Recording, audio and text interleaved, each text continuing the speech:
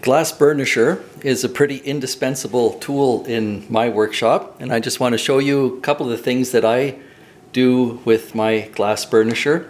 The main thing is on the flesh side of anything that does not have a lining on it, I usually will use a glass burnisher to burnish the flesh side.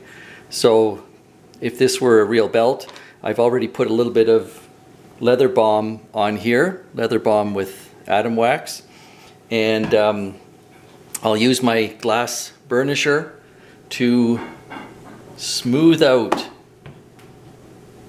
that flesh side, and it becomes really smooth and gets a nice shine on it even. So it gives you a really nice finish to the flesh side.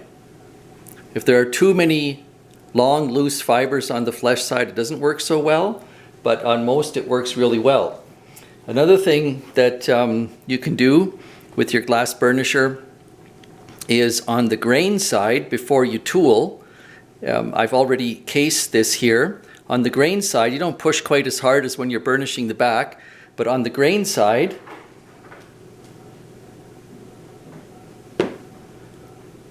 go over it, and it kind of smooths it out.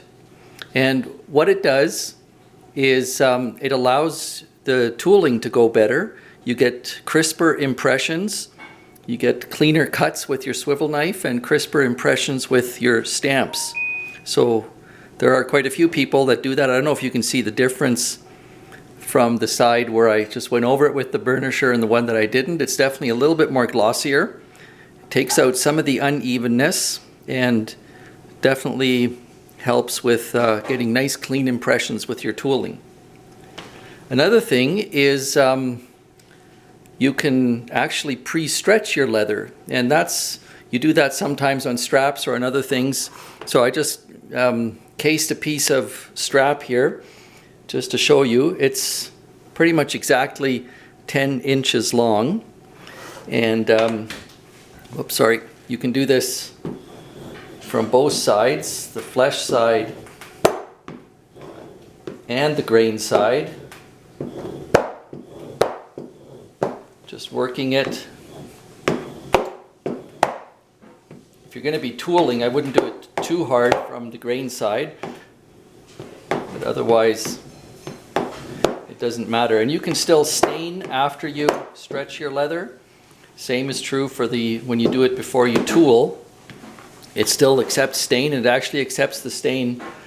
So now it's about 10¼ inches. So it stretched it about 1/4 inch just using the burnisher. You can stretch your leather by hanging a weight on the bottom of it, but that takes a long time.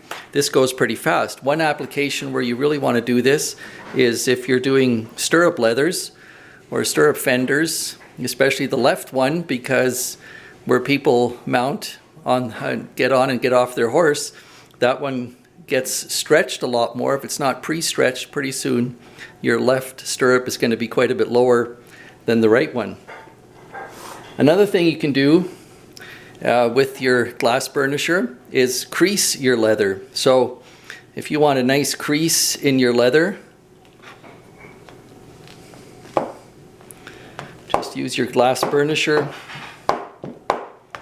and it puts a nice crease into your leather. If you want it to be even thinner than this, you can wet the flesh side a little bit. So many uses for a glass burnisher.